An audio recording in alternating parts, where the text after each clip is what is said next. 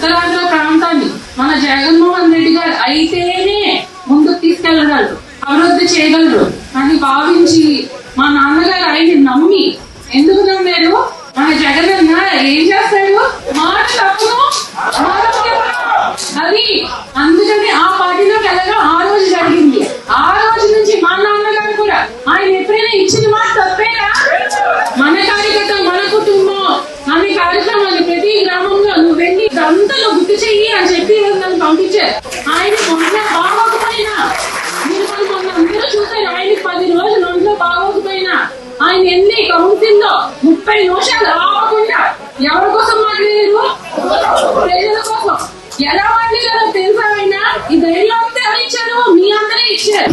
మీ అందరూ ఆయనతో లేకపోతే ఆయన లేరు అనే మాట చెప్పమని నన్ను ఈరోజు పంపించారు.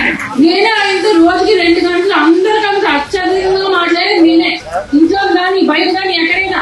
మరి ఆయన మనసులో మాట నాకంటే బాగా ఎవరికి తెలియదు. ఆయన మనసులో మాట మీ అందరి ముందుకు తీసుకురావాలని నీటి పెట్టగా మీ ఊరు వస్తున్నాను, చెప్తున్నాను. అందరూ కలిసికట్టుగా ఉంది. ఈసారి మాత్రం మీ ఊరు సమస్యలు ఎక్కడ ఏమున్నా నేను అన్ని వదిలేసుకొని ఇక మీద ఎప్పుడు మీతోనే ఉన్నామని వచ్చాను నేను. మనం ఆయనకి మాట ఇవ్వాలి. మీరందరూ చేతులెత్తి మాట ఇవ్వండి, ఆయనతో ఉంటామని.